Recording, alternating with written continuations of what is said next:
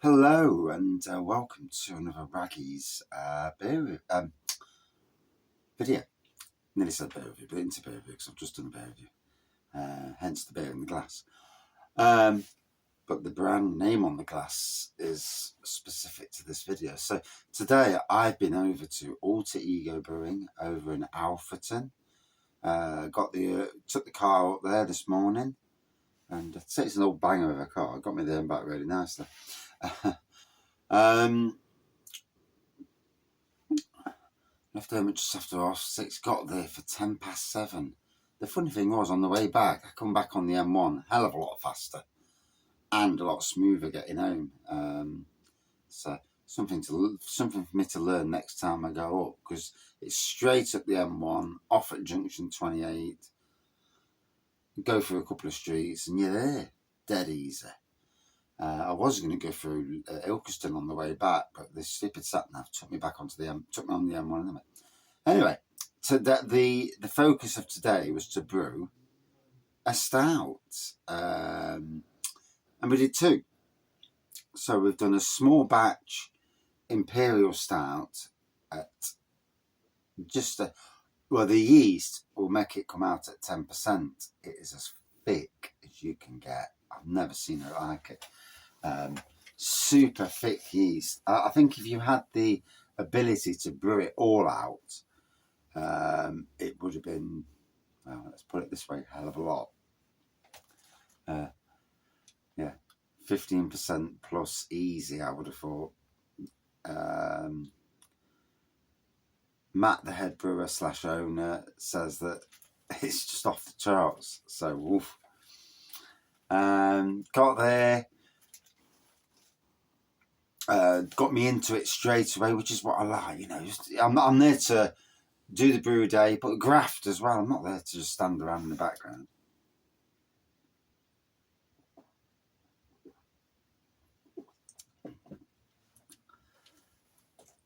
And I first opened up the bags and helped pour one in. Done the paddling on the mash tun. And then from there, transferring it to the copper. What you do, you boil on. But the first, I think it was 25 litres. The same mash tun, the first 25 litres actually went into a small copper that's used just for small batch brews. Just for the tap room, just to put a keg. And that was the Imperial Stout. So I didn't know you could do that, to be honest. And it's a new bit of kit they bought just for that reason. So that's great. It's like 2 brews in one, because you're getting an Imperial Stout, and then the rest of it went into the mash tun. Like I said, the Imperial Stout was so thick. They used this plastic jobber with like a coil inside that you screw down. I don't know what it's called. He might have said so, but my memory's crap anyway. But I went from the mash tun into the copper. We added lactose. Well, first things first was checking the ABV and making sure it was all tickety-boo. The end of the brew came out at 6%. Absolutely. The temperature of the mash was perfect. The brew was perfect. The Imperial Stout was just bonkers. Like I say, I didn't know this as well. So it's something that you learn. As someone who's a home brewer, I want to learn. So I didn't know. Right, so you're projected. So as a home brewer, I'll give you an example. My Imperial at the house, it's supposed to be 14%. Never came out at 14%. It's come out at 10.5, which is still not a bad ABV in the grand scheme of things. 10.5 But because it hasn't fermented all the sugars out, they may ferment a little bit more in secondary fermentation, but it makes for a thicker beer. So the more sugar that's left in gives, because obviously it's not fermented out, gives a thicker beer. Now, I did not know this. And as long as it don't taste the sugar, all's good. So, yeah, so that was a big thick beer. It didn't taste the sugar either, let me tell you now. So the Imperial Stout, unless things change, there are some essences there. And I paired up roasted hazelnut and French vanilla for the essence. So that'll be interesting when that goes in. As for the stout, that'll be going into, most likely into casks. Maybe the odd keg, but most likely casks, I would have thought. And that little bit of a bad boy is going to be, as far as I know, a walnut stout, which should give some nice woody flavours. Cool, it will be a taste of walnut. You know, at keg temperature, be a taste of walnut.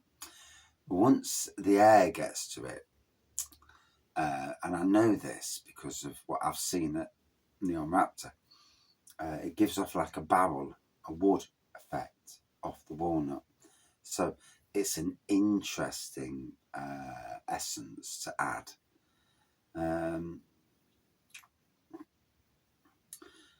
It was interesting getting involved in the cleaning, transferring from the copper to the fermenter, adding the yeast to the brew. Good chunk of yeast they add. And what is interesting is, with big traditional breweries, the likes of Castle Rock, they take off the wet yeast and then reuse that on the next brew. Which begs the question, does that put flavouring into the next brew that shouldn't be in there? But that's an interesting thing, you know, with this wet yeast business. It's a way of saving money, I get it, but does it really impart the beer? I don't know. You know, yeast is yeast, I suppose, isn't it? But yeah, and I suppose a lot of craft beer breweries don't do it that way, and a lot of small breweries don't do it that way. It's only the big breweries that seem to do it that particular way. Interesting, nonetheless.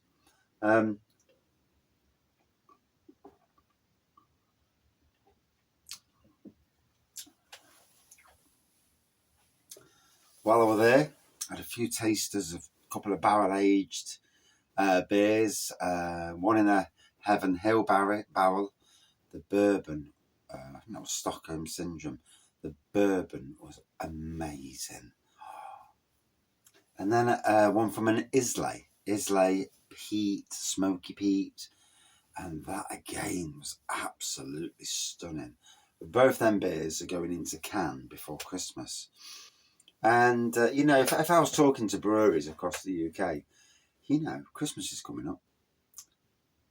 Especially in November, before Christmas, and on the run-up to Christmas. By putting beers into barrel, mini kegs, cans, gift packs, mix packs, you know, it's a great way to sell beer and great for the customers. Can't always get to a pub, so to do it that way is good. And yeah, it's interesting, you know, for me, very, very interesting. But that's the sort of person I am. You know, it's always interesting for me.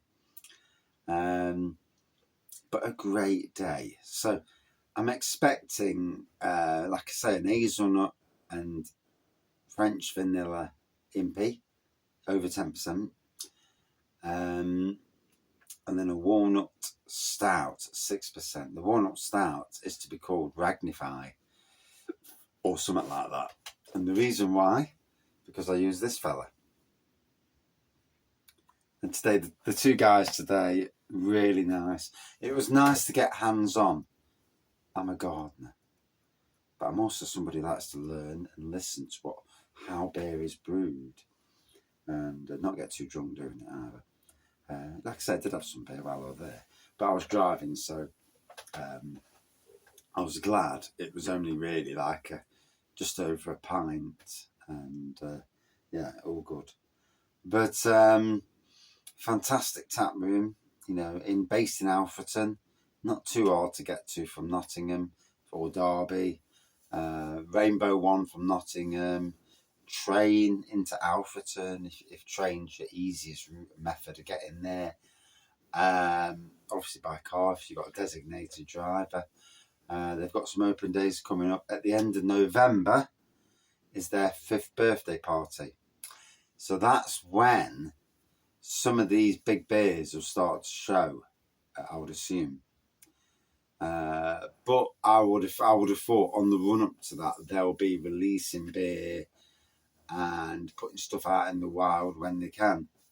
And yeah, it's interesting. It's interesting what you learn. Some stuff that I'm not going to repeat because it's not for me to repeat, you know. But cracking brewery. And so for me, you know, a special moment because obviously I brewed with Bang the Elephant. I brewed Shazbot Nano. With Lincoln Green, I brewed Wraggy's Golden. That also went into bottles. Cask and bottles, just cask. I've brewed with Magpie Brewery. I've brewed, basically it's turned out to be 4 beers. There's the rhubarb one that's doing the rounds now, sour.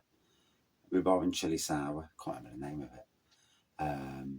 And then there was 3 with Magpie Brewery. There was a dark beer, Schwartz beer, you know, like a dark lager, and 2 other variants that they blended off that mix and did other things with.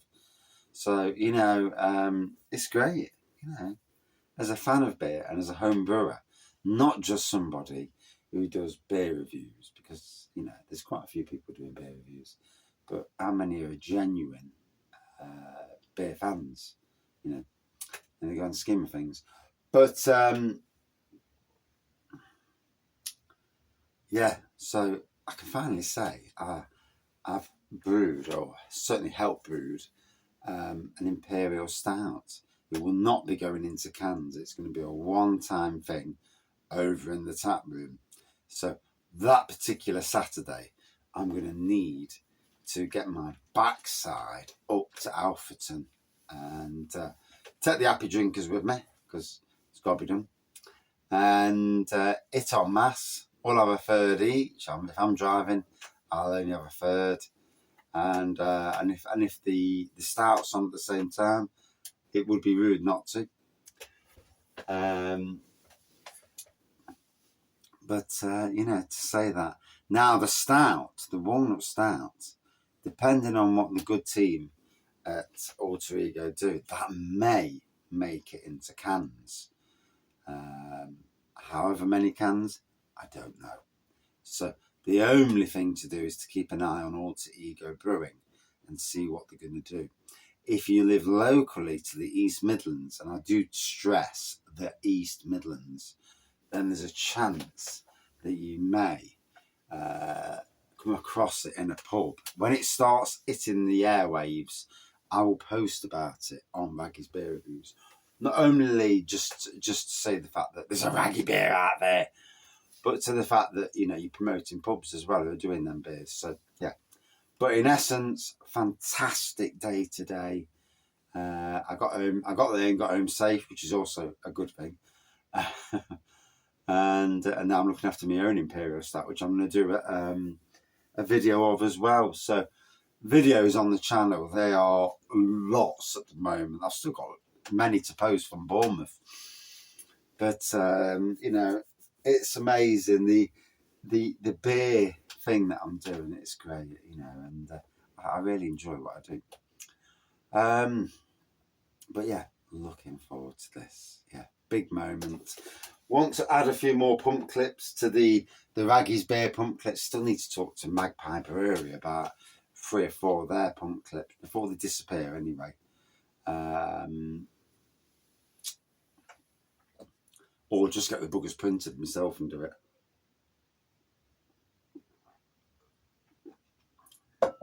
Get them printed on white card and cut them out. and then stick them there.